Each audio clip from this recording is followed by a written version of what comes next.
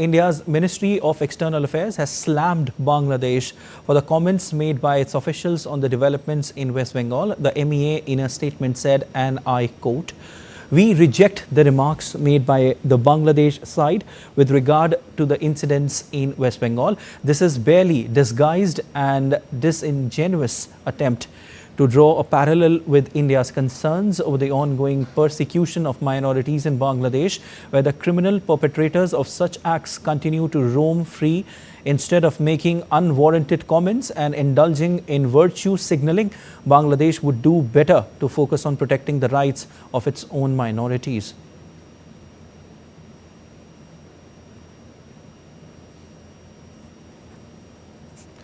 And India's Amritpal Singh joins us live for more updates. Hi Amritpal, a very good afternoon to you. India has slammed Bangladesh over its remarks made on developments in West Bengal. Could you elaborate what actually happened for our viewers? After the Murshidabad violence in West Bengal, the Bangladesh Foreign Office, Bangladesh's Chief Advisor, spokesperson Shafiqul Alam made some statements saying that India should protect its minorities, and it's incumbent upon both India and the West Bengal government to protect the minorities and look at their safety. And he was basically reacting to some insinuation and reports about Bangladesh's involvement in, or groups in Bangladesh's involvement in the violence that took place in Murshidabad, which left 3 dead. So he was discarding that, but he, made these remarks saying that India should look at its minorities. In that reaction, this reaction of the Indian Foreign Office has come, where they have slammed Bangladesh, saying that rather than make such kind of remarks, they should look at their own internal affairs and look at protecting the minorities there. Siddharth? Dhaka, in fact, Amritpal also, denied their involvement in the violence which took place in Murshidabad. But could you also tell us what are India's concerns when it comes to minorities in Bangladesh? And given the current situation, what impact would it likely to cause on the bilateral relations between both the nations? Well, after the toppling of the Sheikh Hasina government, there were a series of attacks on, the minorities there, especially the Hindus, their temples, places of worship. So India raised this concern at various levels, including with the chief advisor and by the foreign secretary who made a visit. Indian Foreign Office spoke with them about the situation of the minorities. India, other countries had also, spoken about that, including Europe and the United States.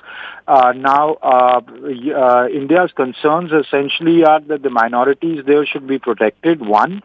Second, there should be no, infiltration into India of anti-national or anti-social elements which may foment trouble in India. So these are the concerns. How it'll affect bilateral relations? Of course, you've seen the kind of statements coming out of Bangladesh. India has retaliated as well, both by giving strong statement and taking measures, including stopping the transshipment, saying that it's causing problems. So clearly, India is tightening the noose on Bangladesh, and unless Bangladesh gets its house in order, it does not augur well for the bilateral relations between the two countries. So that indeed, and India also, explained the reason behind its decision to withdraw the transshipment facility. Amritpal, do you have any update on that?